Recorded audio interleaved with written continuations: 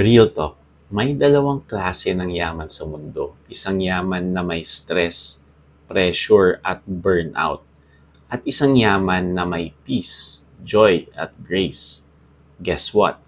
Yan ang blessing ni Lord. And it makes you rich without sorrow. Proverbs 10:22 sabi, "The blessing of the Lord makes one rich, and He adds no sorrow with it." Yung word na blessing dito sa Hebrew ay beraka. Ibig sabihin, supernatural empowerment to prosper. Hindi lang ito money, it's favor, ideas, open doors, divine connections.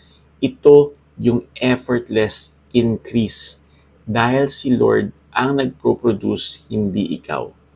At yung rich sa Hebrew ay ashir, meaning wealth, abundance, substance, overflow.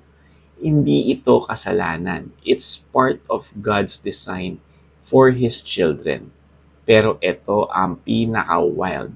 He adds no sorrow with it.